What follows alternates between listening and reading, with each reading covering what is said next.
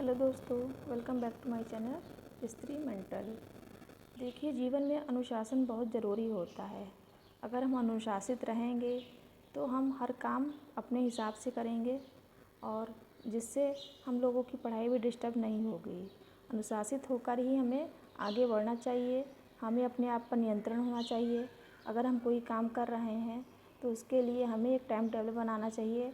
ये नहीं कि हम पूरा दिन पढ़ते ही रहेंगे, पढ़ेंगे भी, काम भी करेंगे, हर काम करेंगे। क्योंकि अनुशासित होने के लिए हम अपने आप पर एक मोटिवेशन लागू करेंगे जिससे पढ़ाई भी हो सके, घर के सारे काम भी हो सके। तो आप लोग अनुशासित होकर पढ़ाई करिए जिससे आपका रिजल्ट आए। आपका रिजल्ट आएगा तो आपके घर वालों की खुशी अलग ही होगी। अगर आपकी शादी हो गई है तो आपके बच्चे, हस्बैंड की खुशी अलग होगी। लड़कियां हैं तो उन लोगों के माँ बाप के चेहरों की खुशी अलग होगी। ऐसा नहीं है कि शादी के बाद माँ बाप को खुशी नहीं होगी, खुशी हो उनको भी होगी, लेकिन सबसे ज़्यादा खुशी जो आपका बच्चा है उसको होगी। सोचेगा मेरी मम्मा कितना पढ़ रही हैं, और भगवान जी से बोलेगा भी, हे भगवान मेरी मम्मा की नौकरी लग जाए। सोचिए, अगर वो बच्चा ऐसा बोल रहा है तो आप प्लीज़ मन लगा के पढ़ाई करिए जिससे कि आप लोगों का रिजल्ट आ सके। जीवन का नाम ही संघर्ष होता है। अगर हम संघर्ष करेंगे, पढ़ाई करेंगे टाइम से, तो हम लोगों की जो रिज़ल्ट है, जिस चीज़ की भी हम तैयारी कर रहे हैं उसका रिज़ल्ट 100% आएगा। तो आप लोग प्लीज़ अच्छे से मन लगा के पढ़ाई करिए जिससे कि आप लोगों का रिज़ल्ट अच्छा आ जाए। जीवन जो है वो एक जर्नी की तरह है। अगर हम लोग अपने हिसाब से हर चीज़ करेंगे, टाइम टेबल करेंगे, बुक्स वगैरह अच्छे से लेंगे और जो हमारा सिलेबस उसके अकॉर्डिंग पढ़ेंगे तो रिज़ल्ट पक्का आएगा। मेन चीज़ होता है एग्ज़ाम में सिलेबस। हम फालतू का पढ़ते तो चले जाते हैं, लेकिन हमें यही नहीं पता होता है कि एग्ज़ाम में क्या आएगा। तो सबसे पहले आप जिस चीज़ की भी तैयारी कर रहे हैं उसका सिलेबस देखिए, उसमें क्या क्या आएगा। नए पैटर्न देखिए, घटना चक्र वगैरह लीजिए जिससे कि हमें एक दिमाग में एक धारणा बनती है कि क्वेश्चन कैसे आते हैं, कैसे पूछे जाते हैं और कैसे आ सकते हैं जो हमारा पेपर होगा। तो आप लोग प्लीज़ मन लगा के पढ़ाई करिए। देखिए, मैं पढ़ने जा रही थी, PYQ लगा रही हूँ। इससे जो पुराने पेपर आए हुए होते हैं, इससे क्या होता है कि हमारा जो माइंड है वो डेवलपमेंट होता है। इससे जैसे क्या क्वेश्चन कैसे आएंगे, कैसे पूछे जाएंगे और कैसे पूछे गए थे।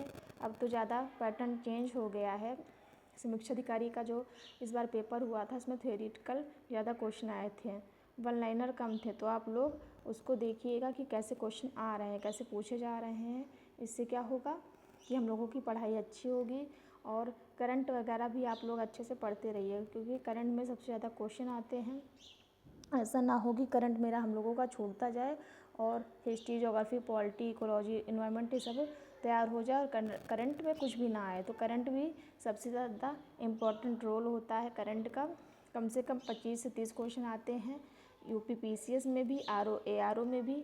तो PCS का एग्ज़ाम अक्टूबर में है और समीक्षा अधिकारी का एग्ज़ाम 22 दिसंबर को है। तो आप लोग ऐसी तैयारी करिए कि आप लोगों का यूपी PCS भी निकल जाए और समीक्षा अधिकारी भी निकल जाए। तो जीवन में अनुशासित रहिए जिससे कि हमारा लोगों का जीवन एक अनुशासन से चल सके। अभी से हम अपने आप को अनुशासित करेंगे, कल के जॉब लग जाएगी। जो हमारे हमसे बड़े अधिकारी होंगे, अगर वो लोग हम लोग को कोई काम दे देंगे तो हम लोग वो काम निश्चित समय पर नहीं कर पाएंगे। तो आप लोग अभी से ही अनुशासन में रहना सीखिए जिससे कि हम लोगों की पढ़ाई अच्छी हो सके। मोटिवेशन रहिए जिससे क्या होगा कि आप लोगों का मोटिवेटेड रहेंगे तो हम लोगों का जो माइंड है वो वर्क अच्छा से करेगा। ऐसा ना हो कि आप लोग पढ़ते ही जाइए और दिमाग में कुछ चढ़े भी ना। इससे अच्छा है कि आप लोग का अगर 4 घंटा पढ़ रहे हैं तो 4 घंटा एकदम अपनी बुक्स पे फोकस करिए, अच्छे से पढ़ाई करिए जिससे कि रिज़ल्ट आपका अच्छे से आए। देखिए, मेरी बेटी खेल रही है, पढ़ भी रही है, तो सोच रही कि मम्मा पढ़ रही हैं। एक दिन मुझसे कह रही थी कि मम्मा अभी भी आप पढ़ते हो। तो पढ़ाई की कोई उम्र नहीं होती है। अच्छे से आप लोग मन लगा के पढ़ेंगे।